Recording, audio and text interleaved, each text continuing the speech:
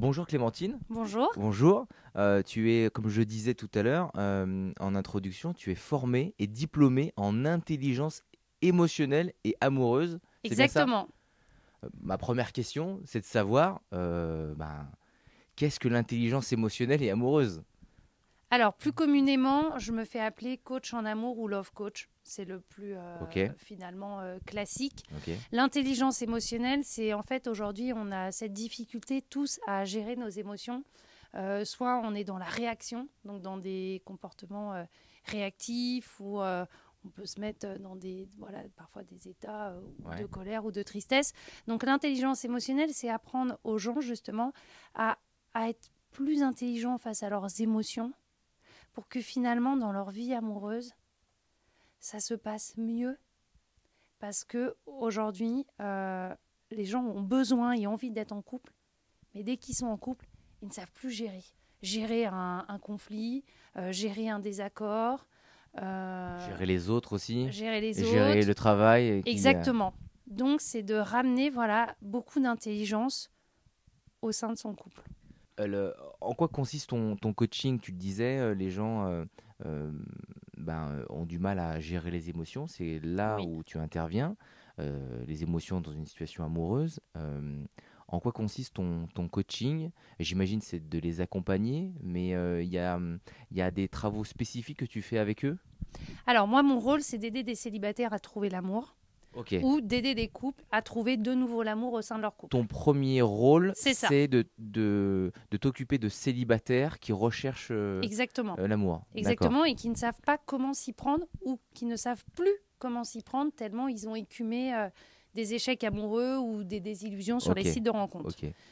En séance, la première séance, c'est toujours la même. Je fais parler la personne sur son parcours de vie, son parcours affectif, sa trajectoire de Ouais. vie, pour comprendre exactement son schéma, détecter les croyances, les freins que je vais devoir débloquer en séance. Après, entre chaque séance, la personne a systématiquement des exercices du travail personnel à réaliser pour que moi, j'ai de la matière et que la personne puisse aussi finalement coucher sur papier tout ce qu'elle traverse intérieurement et lever finalement, elle aussi, ses déclics. Donc, en pourcentage, tu as plus de gens célibataires qui viennent te Oui, voir que de gens en couple. oui, D'accord. mais je fais les deux. Et tu disais coucher sur papier, c'est important Oui, d'écrire.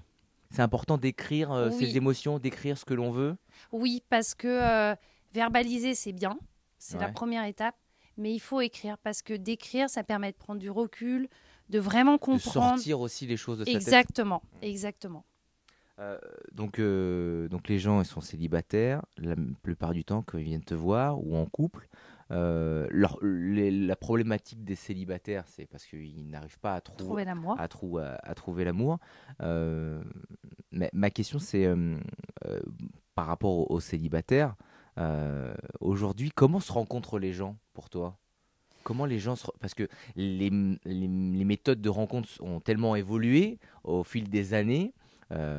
Pour toi, aujourd'hui, comment se rencontrent réellement les gens?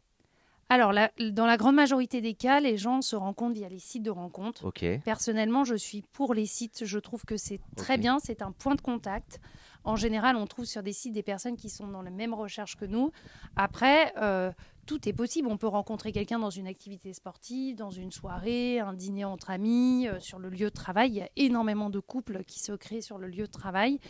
Mais voilà, moi, dans mon accompagnement, je suis à un moment donné obligée de pousser la personne à provoquer des rencontres parce qu'à un moment donné, je ne peux pas apporter que de la théorie. Il faut aussi qu'on passe à la pratique. mais si je te donne un cas Oui, pratique, un cas pratique que je ne connais pas, mais oui, je te donne un cas pratique que j'ai en tête. dis-moi. Une personne n'arrive pas à faire de rencontres après des années de seule, Oui, on ne va pas donner de tranche d'âge, mais oui. elle n'arrive pas à franchir le pas, à rencontrer des personnes. Qu'est-ce que tu lui conseilles? Tu lui conseilles d'aller sur des sites de rencontres, de discuter encore plus avec ses collègues de travail, de sortir avec ses copines. Quel est le premier conseil? Alors, quand c'est une personne donc plutôt introvertie ou qui a cette forme de timidité, enfin qui n'est pas à l'aise pour aller au-devant des autres, je passe par les sites. Parce Ok. que les sites, c'est on match avec Bien sûr. quelqu'un et l'objectif, on prend un rendez-vous et ensuite, moi, je vais préparer avec mon coaché ou ma coachée ce rendez-vous pour qu'il y ait un bel échange qui se crée.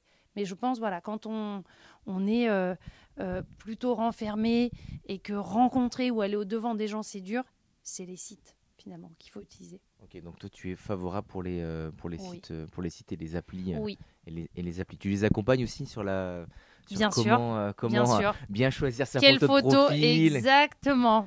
La photo, la description. Et surtout, je sais quels sont les travers des sites. Enfin, je Ouais. comprends très bien la mécanique des sites. Et voilà, j'aide la personne finalement à faire le bon profil et à avoir la bonne utilisation des sites. Parce qu'en fait, ceux qui s'usent avec les sites, c'est ceux qui n'en ont pas la bonne utilisation Mm. et qui écoutent les conseils de Pierre, Paul, Jacques, Ouais, les idées reçues. voilà, qui ne sont pas les bons Et conseils. si tu tombes sur quelqu'un qui n'est pas dans l'air du temps, entre guillemets, qui n'est pas forcément connecté via des applis ou via les sites de rencontres, Mm.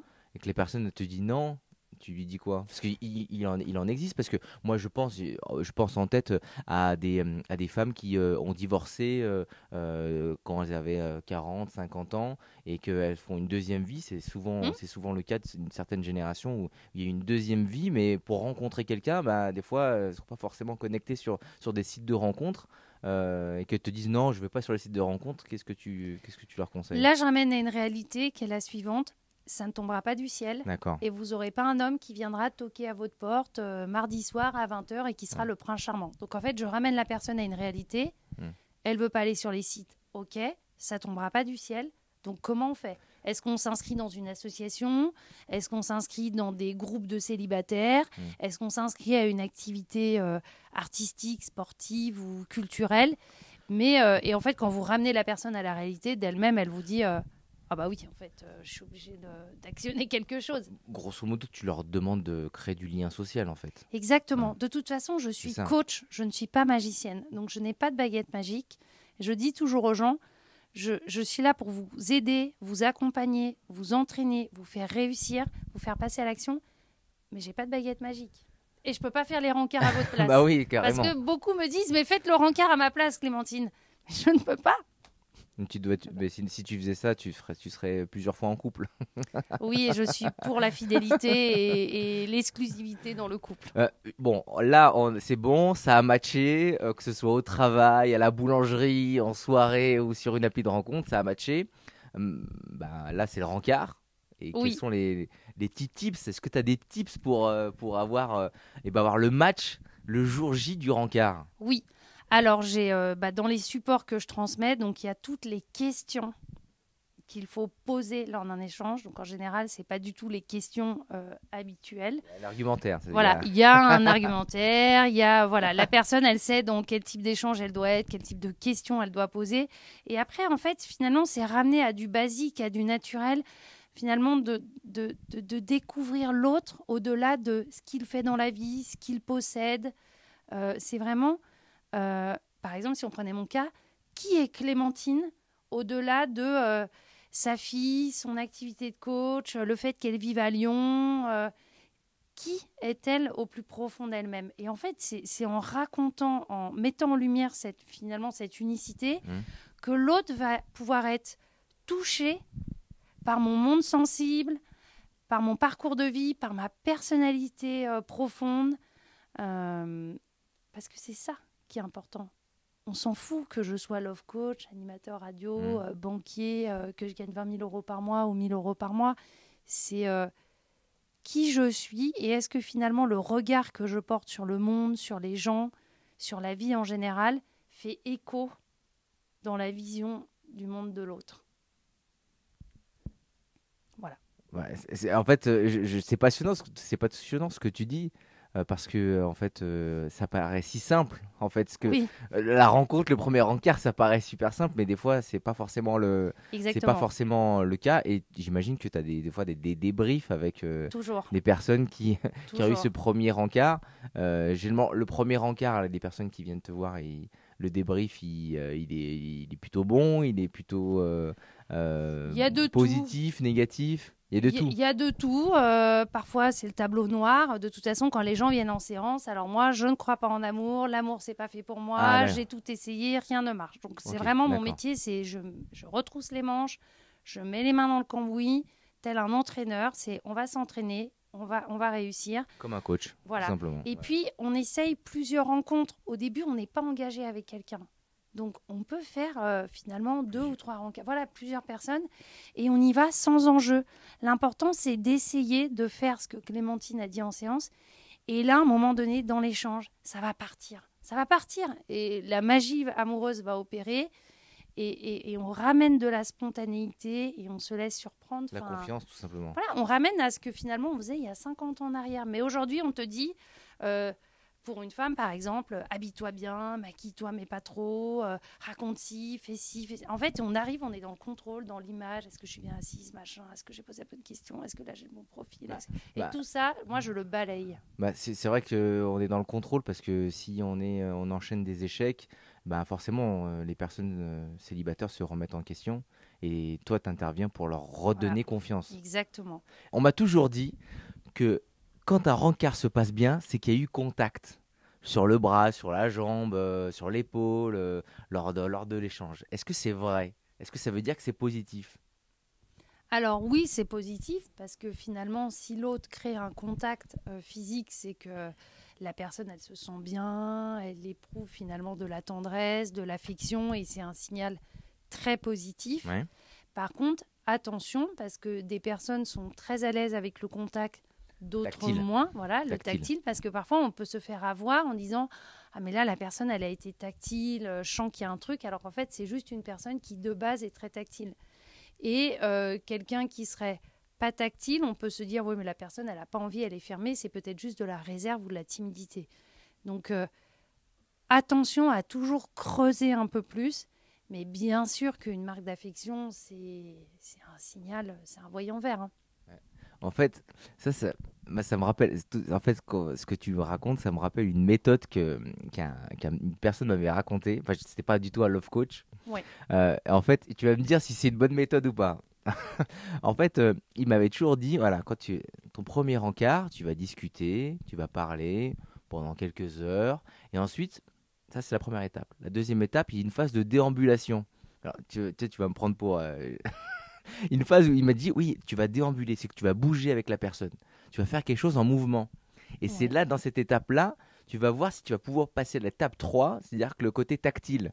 C'est-à-dire qu'au moment où vous allez bouger, là, il va y avoir une complicité qui va se faire. Si la complicité se fait, voilà, c'est l'autoroute du bonheur.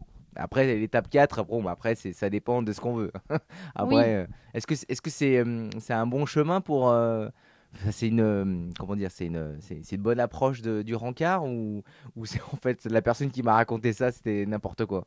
Non, l'approche, elle est bonne, elle est intéressante. C'est juste, moi, je dis attention à pas trop segmenter ou découper. Ouais. Si finalement, tout se fait naturellement et en une seule étape, c'est bien. Souvent, je pense que ça, c'est aussi un petit peu dans un objectif de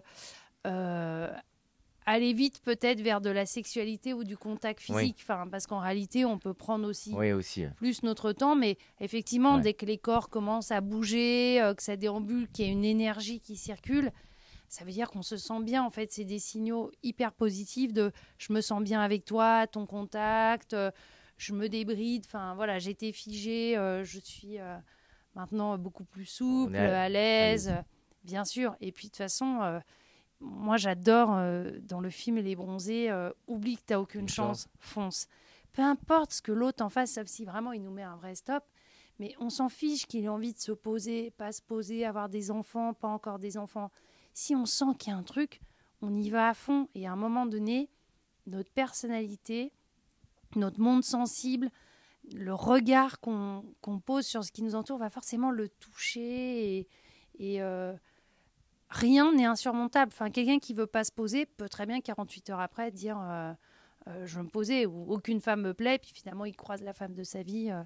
Donc moi je dis toujours écoutez votre propre voix, votre voix intérieure. Oublie que tu n'as aucune chance, fonce. C'est vrai ce que tu dis. Tu peux très bien être en mode j'ai des rencarts avec des hommes ou des femmes, mais pour une nuit, et en fin de compte le match se fait, le match parfait, et en fait ça devient quelqu'un pour toujours, quoi. Exactement. Justement, qu'est-ce que tu en penses là les célibataires qui sont que en mode juste un soir, un coup d'un soir, tu leur conseilles d'écouter ce qu'ils ont envie ou tu les tends vers la rencontre parfaite? Alors, moi, je pense que toute forme d'amour est possible. Par contre, il faut être raccord avec ça. C'est-à-dire, on entend souvent j'ai des sex when.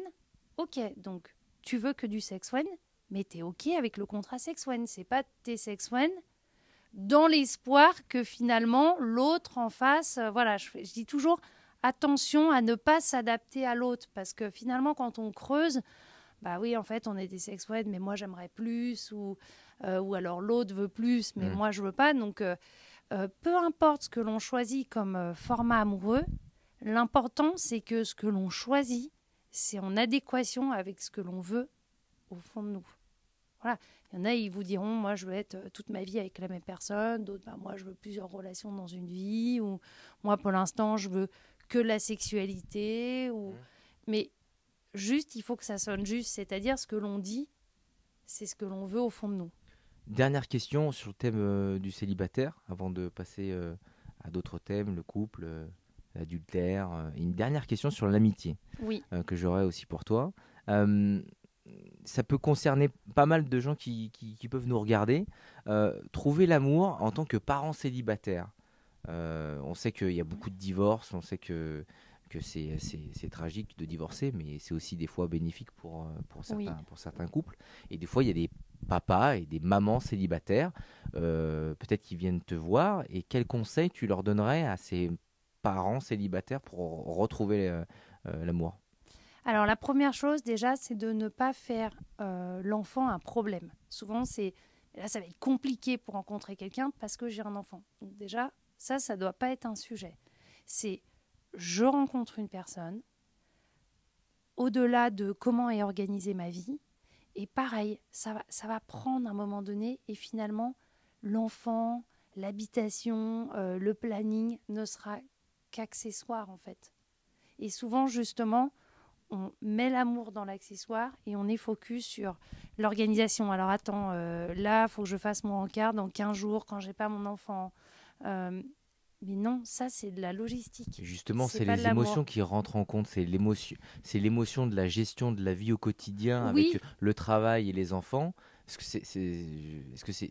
Pour moi, c'est une émotion de tout ça. Et du coup, ça Oui. rentre en compte dans la rencontre parents célibataires. Oui, mais finalement, quelqu'un qui vous aime vous prendra avec la globalité Ok. de ce qui compose votre vie, en fait. Il y a des couples recomposés qui sont incroyables.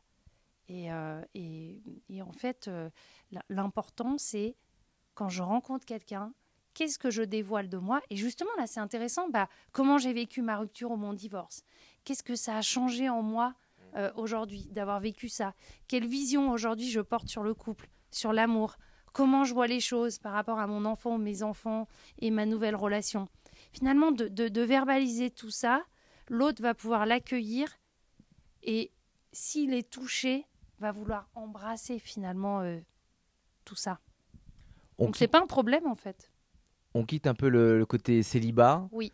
Et on va vers les couples. Donc tu me disais que tu avais plus de célibataires qui venaient à ta rencontre ouais. que de couples. Mais on va quand même parler, on va quand même parler des couples avec une question existentielle. Je pense que tout le monde se l'est envoyé dans la figure lors d'une engueulade en disant à ça ou son chéri tu communiques pas assez, tu parles pas assez, la communication c'est important, il faut qu'on communique, on va faire des efforts, faisons des efforts, tu fais pas assez d'efforts, tout ça. Ma vraie question c'est de savoir, est-ce que la communication c'est important? Question bateau. Est-ce que la communication dans un couple c'est important? Alors, tu réponds pas juste par oui, hein, ça marche pas.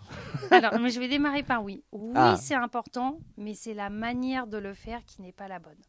En fait, par exemple, là, je suis dans mon couple et je dois, admettons, gérer beaucoup de choses et je vais vouloir reprocher à l'autre, tu fais pas ci, tu fais pas ça et tout. Alors déjà, le tu, il faut l'oublier parce que ça ne va que... Le tu, il retourne des maisons. Voilà, donc le tu va créer une une séparation et finalement, on va être dans un match de ping-pong ou dans une guerre d'ego.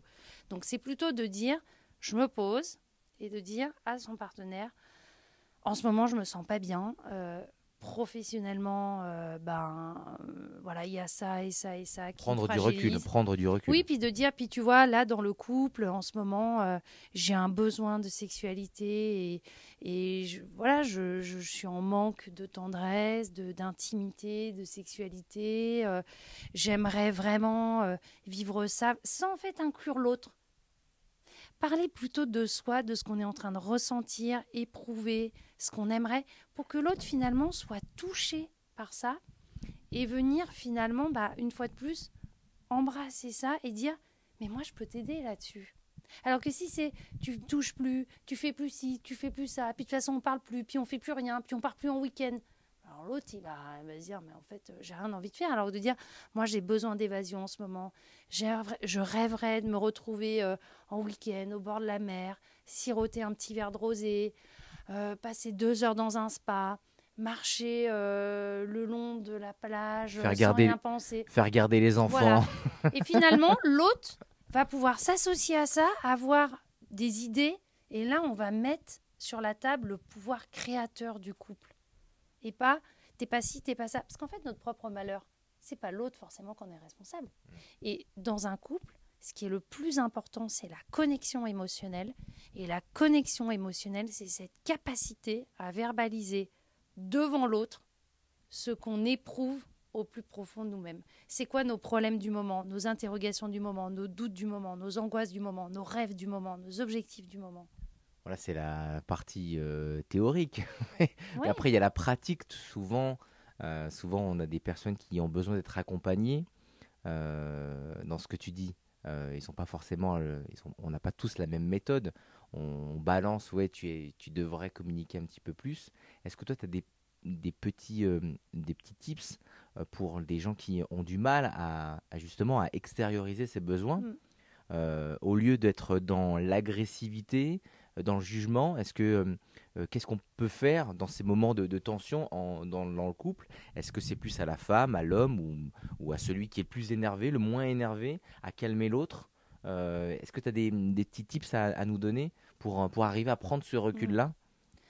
En fait, souvent, le problème dans le couple, c'est que comme on est dans une lutte de pouvoir, qu'il y a les égos qui entrent en jeu, on est dans le « t'as pas fait ci, t'as pas fait ça ». Parce que oui, c'est dur de parler de soi, de dire ce que l'on traverse, ce que l'on vit, par peur de se dire « mais attends, si l'autre se moque, me dit oh, c'est bon, ma pauvre fille, tu vas pas te plaindre pour ça ». Mais en fait, non, il faut faire cet exercice. Mais qu'on fait très bien finalement avec des amis, avec des collègues. En fait, c'est juste de parler de sa météo intérieure. Aujourd'hui, il fait beau, aujourd'hui il pleut, ou c'est la tempête, mais sans inclure l'autre. Ça veut dire qu'on va se livrer devant l'autre et l'autre va pouvoir finalement nous aider. Alors que t'as pas fait ci, t'as pas fait ça. Enfin, moi, si on m'agresse comme ça, ça me donne encore moins envie de faire, quoi. Dans un couple, au fil des années, la séduction, le romantisme, il descend un peu parce que soit on a des enfants, soit on a des rythmes de vie, soit on a notre carrière au travail qui nous prend du temps. Comment on arrive à entretenir cette séduction, ce romantisme dans le couple? Est-ce que tu as des petits conseils à donner aux auditeurs de Radio Scoop? Oui. Alors, très souvent, quand on est en couple depuis un certain temps, on met en priorité l'organisation, la logistique, le pratico-pratique, le ménage, l'intendance, le boulot. Et finalement, on n'accorde plus de moments qui sont exclusivement réservés aux moments amoureux. Donc, moi, j'adore la Saint-Valentin et je suis pour la Saint-Valentin parce que au-delà de ce que diront fêtes commerciales les uns les autres, la Saint-Valentin finalement nous permet à un moment donné de dire ok, on est en milieu de semaine, on a les gosses, on a le boulot, mais c'est la Saint-Valentin, on s'accorde une petite attention, un restaurant, un bouquet de fleurs, un petit cadeau. Et finalement, c'est ça qu'on ne fait plus dans le quotidien, c'est de se réserver des moments à soi, enfin au couple, où on va vivre un moment d'amour. Mais dans ce moment d'amour, c'est pareil, on ne parle pas de les gosses, le boulot, la logistique, les horaires. C'est on parle de soi, ce qu'on vit en ce moment, comment on se sent avec l'autre, tiens, quel projet amoureux on pourrait avoir ensemble. Et en fait, souvent, c'est pas tant le naturel qui revient au galop, parce que notre personnalité, elle peut être des débuts naturels, c'est l'emploi du temps qui prend le dessus sur pourquoi finalement au départ on est ensemble. En fait, au départ, on est ensemble pour partager de la sexualité, partager des moments de vie, de qualité, d'échanger, de créer ensemble. On ne se met pas en couple pour dire bon, alors on va faire le ménage tel jour, telle heure, on va faire tel boulot, on va acheter telle voiture, on va organiser la vie comme ça, ce sera un 3 pièces, puis il y aura 4 enfants. Enfin, souvent, en fait, on se laisse bouffer par métro, boulot, dodo, et finalement, l'autre devient notre colocataire, notre... Ça paraît tellement facile, tout Ouais, ce que tu dis. ouais, mais en fait, c'est pour ça qu'il faut fixer des moments. Oui.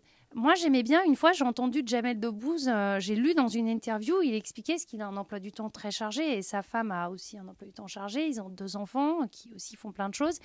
Et il disait, dans notre couple, Mélissa, dès le début, avait dit, OK, pour que notre couple perdure, un week-end par mois, on enlève toute obligation. Et un week-end par mois, on est tous les 2 ou tous les 4 avec leurs enfants. Et je trouvais ça bien, en fait, même dans un emploi du temps hyper chargé, de se dire, voilà, pour que le couple dure, bon, au-delà de plein d'autres choses qu'ils doivent mettre certainement dans leur couple, on fixe dans l'emploi du temps un temps réservé à la famille, l'amour, le couple. Peu importe où c'est, que ce soit au bord de la mer ou dans un café. Ça peut être bien dans un couple de se dire, bah tiens, un jeudi par mois, on va se boire un verre, tous les 2.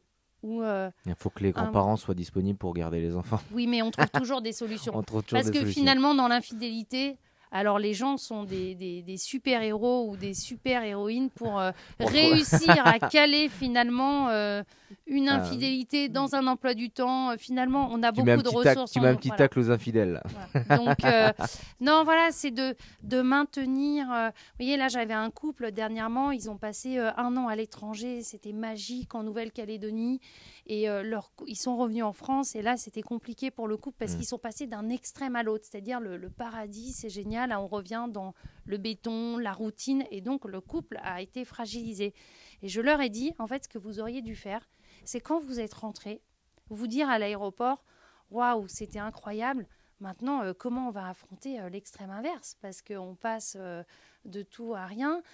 Comment on peut faire pour vivre ça bien? Et je leur ai dit, voyez, vous auriez pu finalement, en réfléchissant, en brainstormant, dire, bah tiens, on va se faire une petite tirelire où toutes les semaines, on met, je sais pas, 5 euros, 10 euros, 20 euros chacun. Et puis tous les 2 mois, on ouvre la tirelire. Tiens, on a 205 euros. Qu'est-ce qu'on se fait ce week-end avec ces 205 euros? Pour finalement ramener un petit peu de l'extraordinaire. Parce qu'ils m'ont dit, vous voyez, on passe de l'extraordinaire à de l'ordinaire.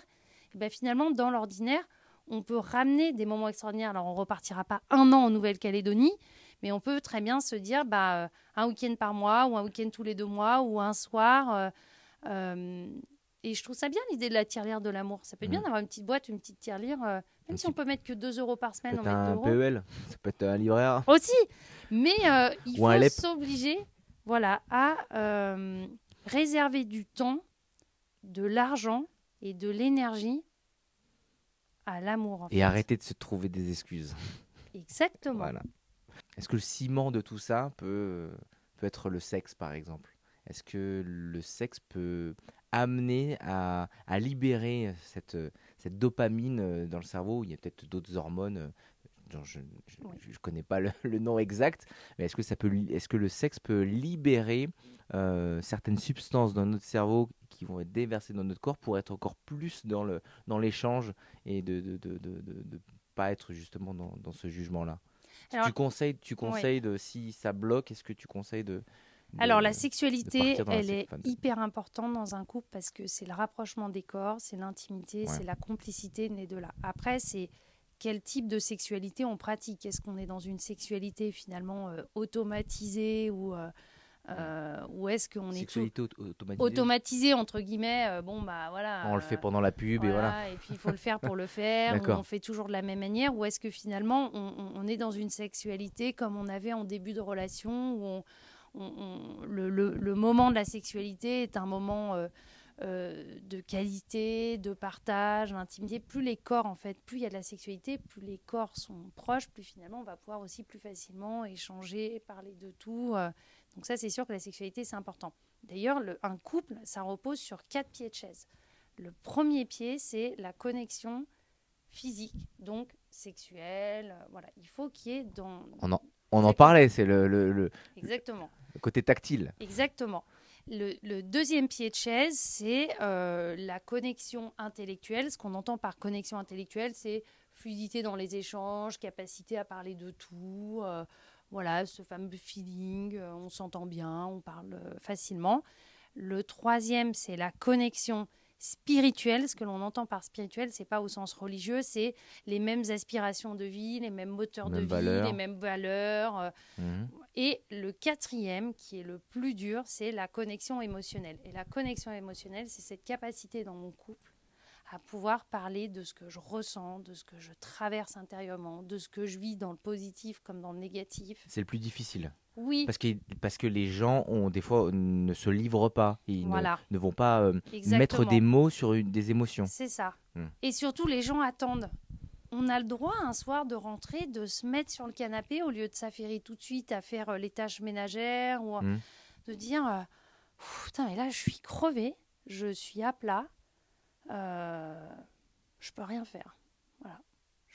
Et finalement, alors qu'il y a 3 gosses, il y a 3 gosses qui braillent. Voilà, mais en fait, bon, bah, tu fais tout. Voilà, c'est de dire là, c'est de le verbaliser lâcher à l'autre. Prise. Voilà. Lâcher prise. Et l'autre, il pourra se dire, bah, ça me rassure parce que finalement, moi, quand je suis fatiguée, c'est pas que je suis inférieure ou un faible. Finalement, on ouvre aussi la porte à l'autre de pouvoir dire, je suis fatiguée, je suis en colère, je suis heureux.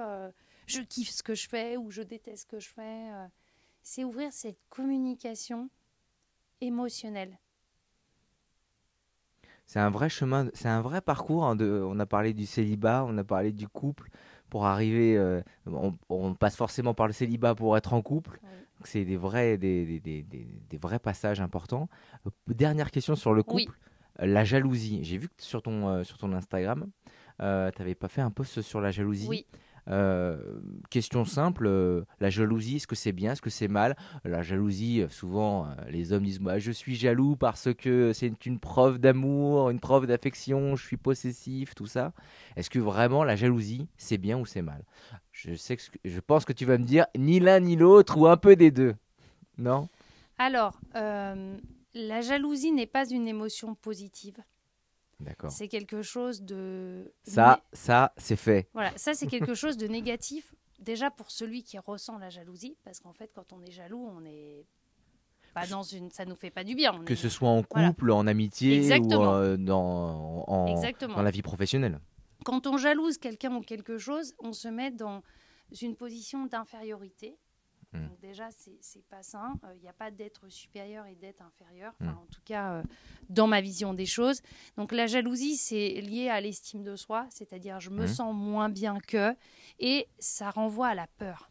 La peur de perdre. Et la peur, demain, vous proposez à quelqu'un de vivre tout le temps dans la peur. La personne va vous dire, non, c'est pas agréable à vivre. Et la jalousie, elle est toxique pour l'autre parce que l'autre, il vous aime.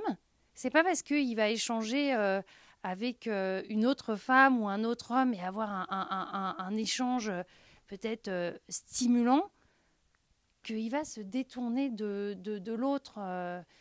Et parfois, justement, cette jalousie où on se dit j'ai plus le droit de sortir, j'ai plus le droit de parler, si je fais ça, en fait, ça éloigne le couple. Moi, je pense que quand il y a de la jalousie, il faut le verbaliser, de dire voilà, écoute chérie, quand tu parles à une autre femme, ou quand tu parles à un autre homme, je me sens vraiment pas bien, j'ai envie de te mettre des chaînes aux pieds. Faut trouver des solutions. Voilà, je te le dis, parce que si j'ai une réaction à un moment donné qui peut t'interpeller, voilà ce que c'est qu'à ce moment-là, j'ai cette peur de te perdre. comment est-ce que tu peux... comment tu vois les choses par rapport au fait que j'ai peur. C'est ça la connexion émotionnelle, voilà, de parler de ça. J'ai peur de te perdre. Je me dis que si demain, tu n'es plus dans ma vie, mon monde s'écroule. Mais en même temps, mon monde ne peut pas s'écrouler si tu n'es plus dans ma vie parce que ça met une pression énorme.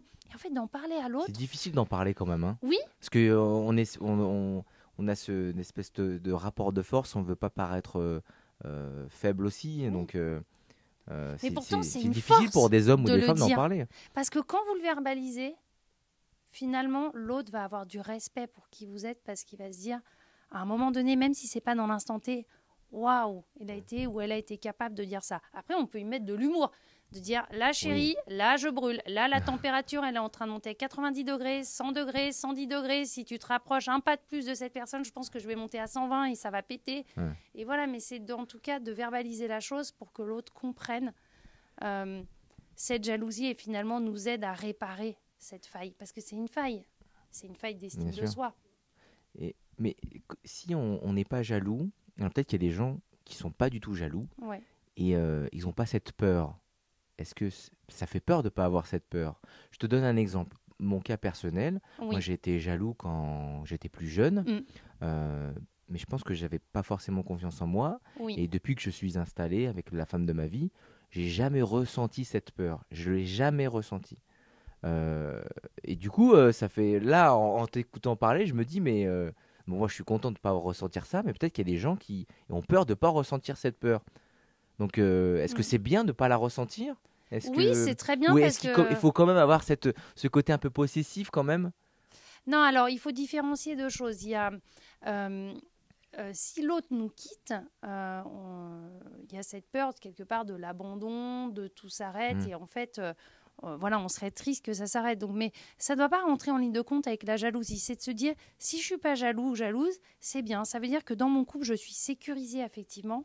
Et l'amour, c'est pour se faire du bien et pas du mal. Donc, je suis sécurisée dans mon couple. J'ai une bonne estime de moi, je me sens bien dans mes baskets, donc j'ai pas cette comparaison systématique à lui il est plus beau, lui il est plus intelligent que moi, lui il est plus intéressant, donc elle va aller vers lui. Enfin, je trouve que c'est très sain de ne pas éprouver de la jalousie. Ça veut dire que cette relation de couple a réparé ton estime de toi, finalement, ce problème de confiance en toi que tu avais peut-être pas plus jeune. Et il faut différencier la jalousie de cette peur qu'on a tous de perdre l'autre, ou bah oui, à un moment donné, si ça s'arrêtait, j'en serais très affectée, ça serait très triste, ça serait des projets aussi à voir différemment parce que j'ai tout construit autour de notre projet de couple, mais finalement, c'est bien, ça n'empêche pas l'amour en fait de ne pas être jaloux. Je pense que tu n'es pas jaloux, mais tu aimes profondément ta compagne, ta femme, donc, mais ça veut dire que tu l'aimes sainement. La jalousie, c'est de la possession. C'est je te possède, j'ai besoin de toi pour comme une bouteille d'oxygène. Mais l'autre, on doit respirer avec nos propres poumons. Enfin, l'autre n'est pas notre deuxième poumon. La jalousie, ça peut entraîner l'adultère. C'est le prochain thème que j'aimerais bien aborder avec toi. En très peu de questions, qu'est-ce qui amène l'adultère? Qu'est-ce que pour toi les signes d'adultère dans un couple? De manière assez simple, et comment on peut faire pour les éviter, ces signes-là? Alors, il y a plusieurs moteurs. On peut être dans l'infidélité parce qu'on a ce besoin de plaire, de sentir qu'on plaît encore, et donc on a ce besoin finalement de confronter notre sex appeal à d'autres personnes. C'est pas lié à la libido, par exemple? Ça peut être lié à la libido, mais ça peut être surtout lié au fait que voilà, c'est quelque chose souvent qui remonte à l'enfance et j'ai besoin de me sentir aimée, de sentir qu'il y a toujours des personnes qui m'aimeront. Ça remonte obligatoirement à l'enfance? Bah, très souvent, les fragilités amoureuses que l'on a remontent à l'enfance puisque les premières figures que nous avons aimées sont nos parents, notre père et notre mère. Donc souvent, ce qui conditionne notre vie amoureuse en tant qu'adulte, c'est notre schéma affectif quand on était enfant. Donc il y a ceux qui ont beau aimer leur partenaire, ils ont tellement ce besoin de prouver qu'ils sont aimés par le plus grand nombre parce qu'ils ont cette peur de l'abandon, qu'ils vont être dans cette infidélité, mais qui est souvent récurrente et qui ne donne pas lieu forcément à une infidélité amoureuse. C'est plus une infidélité de consommation physique ou d'état amoureux, plus que d'amour. Après, il y a l'infidélité de ce qu'on disait tout à l'heure. Je ne me sens plus écoutée au sein de mon couple, je me sens plus reconnue, je me sens délaissée par mon voir partenaire. ailleurs. Voilà, et en général, ça se fait par le hasard de la vie, un collègue, un ami, une rencontre, où finalement on va se laisser partir dans cette infidélité parce qu'on se sent délaissé, oublié dans notre couple. C'est la nouveauté, c'est le risque, le goût du risque, c'est le jardin secret. Oui. Après, c'est un leurre de penser que ça nous rend plus heureux ou heureuses parce que souvent, on n'est pas forcément plus heureux ou heureuse quand on se laisse tomber dans cette forme d'infidélité. Après, pour ma part, je pense que l'infidélité aujourd'hui peut avoir des conséquences très graves des deux côtés. Celui qui est infidèle ou celle qui est infidèle se perd là-dedans. L'autre, quand il va l'apprendre, souvent c'est pas de la bonne manière, ça peut avoir des dommages très forts sur la personne. Donc l'infidélité, moi quand les personnes me parlent de leur infidélité, je leur dis, là on va prendre notre courage à deux mains, mais il faut le dire. Okay. Après, la manière dont on va le dire, et j'accompagne là-dessus, va être fait en bonne intelligence. Donc l'autre peut comprendre, même s'il n'accepte pas d'avoir été trompé, peut comprendre pourquoi il y a eu infidélité. Et là, dernièrement, j'avais un couple où il y a eu l'infidélité, mais ça a été amené avec tellement d'intelligence, et pourtant c'était un couple jeune, moins de 30 ans, qu'en fait, celui qui a été trompé, en l'occurrence, donc c'est la femme là qui avait trompé, ça a été bien accueilli. Et l'homme était même capable de passer au-delà de l'infidélité dès lors qu'on explique le pourquoi. On aimerait tous savoir comment il a accueilli ça. Oui, on aimerait tous ça. Voilà, il a pardonné. Il a pardonné. Oui, puis en fait, au-delà de pardonner, il a essayé de comprendre parce que est-ce que j'ai trompé parce que t'es ci, ça, comme on disait tout à l'heure. Ça a été fait en bonne intelligence. Ou est-ce que j'ai trompé parce que, voilà, je vais te raconter ce qu'à ce moment-là, je traversais en tant qu'individu. Et l'infidélité est rentrée dans la brèche. En fait, l'infidélité, c'est quelque chose qui ça rentre dans la brèche. Et quand c'est rentré, j'étais tellement fragile, perdue, que, comme beaucoup de personnes, je tombe dans la brèche. Enfin, je veux dire, l'infidélité, personne n'est armé. Peut-être qu'on sera tous, à un moment donné, confrontés à l'infidélité, peu importe la position. Alors, je ne prône pas l'infidélité. Je suis pour la fidélité, je suis pour le couple exclusif, mais on n'est pas infaillible. On est des humains, enfin, on reste des êtres humains. On a tous droit à notre petit jardin secret. Mais après, l'infidélité... Ouais. Attention, le jardin secret, ça veut dire qu'on cautionne tu as le droit de faire 2-3 encartades. Moi, je dirais plutôt, on a tous le droit à affaiblir, à faire tomber le genou à terre, à être... perdu à un moment donné, on n'est pas des surhommes, des surfemmes. D'ailleurs, c'est un peu le problème de notre société, c'est aujourd'hui on te dit soit Wonder Woman, soit Superwoman, montre que tu es fort, montre que tu es forte, surtout faut pas être faible. Mais en fait, on est tous faibles, forts, leaders, suiveurs à un moment donné. Enfin, il faut embrasser toutes les postures, c'est ce qui fait la richesse d'une personnalité. On a parlé du célibat, on a parlé du couple, on a parlé de la fidélité, l'infidélité. Moi, j'ai une dernière question sur l'amitié, une question que tout le monde se pose, que souvent les radios se posent, des débats à la télé, ou que ce soit sur les réseaux sociaux. Selon toi, selon ton expertise, est-ce que l'amitié homme-femme existe ? Alors, bonne question. À titre personnel, je ne crois pas à l'amitié homme-femme. Alors, attention, il y a amitié et amitié. On peut avoir des potes, ou masculins, ou féminins, ou amis, mais le scénario, c'est ma meilleure amie ou c'est mon meilleur ami, je l'appelle tous les jours, on s'envoie plein de textos toute la journée, ces amitiés très suivies, systématiquement, je dis bien systématiquement, un des deux est amoureux. Il y a une tension Voilà. sexuelle, il y a une tension Et en érotique. fait, l'un des deux Tension se amoureuse. satisfait de cette amitié parce qu'il ne peut pas avoir plus, mais il y en a un des deux qui est amoureux. Donc en fait, c'est malsain. En fait, c'est une forme, un amour platonique. Alors par contre, si c'est un tabouret, ça marche très bien. C'est-à-dire, contrairement à la chaise de tout à l'heure, on enlève la connexion physique. Il n'y Ouais. a pas de désir physique et sexuel. Il y a une connexion Un émotionnelle. tabouret, il y a 4 pieds sur un tabouret. Nantes. Moi, j'aime bien les tabourets Ah, les à trois tabourets à pieds. 3 pieds, d'accord. Donc, Ok. il y a la connexion Ah, mais c'est les intellectuelle, tabourets de chez Roche-Beaubois, là. spirituelle et émotionnelle. Mais c'est délicat, l'amitié. Après, voilà, c'est qu'est-ce qu'on entend par amitié. Il y a amitié et Donc, amitié. Pour toi, si je résume, l'amitié homme-femme n'existe pas parce qu'à un moment donné, dans cette amitié, il y a eu des tensions érotico-sexuelles, amoureuses entre les deux. C'est obligatoire, que ça vienne de la femme ou de l'homme, en fait. Oui, Donc cette amitié n'existe pas du moment qu'il y a cette tension-là. parce qu'en fait, dans l'amitié, on a cette facilité, contrairement dans le couple, à établir cette connexion émotionnelle. Ça veut Oui. dire de tout livrer de nous. Donc, dès lors qu'on arrive à tout livrer de nous et que là, en plus, il y a l'attirance physique, mais c'est le combo gagnant. D'ailleurs, les super couples, c'est des Ouais. couples qui parfois étaient des meilleurs amis du monde Je- et après deviennent un couple. Justement, j'allais te poser la question, vaut mieux être ami avant d'être en couple ou ne pas du tout être ami et direct en couple? Alors, on peut être amis avant. En fait, tout à l'heure, c'était parce que je faisais le parallèle avec le couple. Il y a un couple et un des deux a une meilleure amie ou un meilleur ami Ok. qui est tout le temps dans le champ. D'accord. Donc là, Ça existe voilà. souvent. Il y a beaucoup de Voilà. scénarios comme ça. Et ça amène la jalousie et ça amène Les tensions dans voilà. le couple. Mais non, si on est célibataire, très souvent, pourquoi des célibataires se mettent en couple avec un collègue de travail, c'est parce qu'il y a une telle amitié qui s'est développée que ça donne lieu à de l'amour. Si on est les meilleurs amis du monde, et que l'attirance physique, elle est là des deux côtés, foncez. Moi, je dis aux gens, mais foncez. Enfin, quand on peut être les meilleurs amants, les meilleurs amis, les meilleurs confidents, les meilleurs potes dans un couple, c'est incroyable.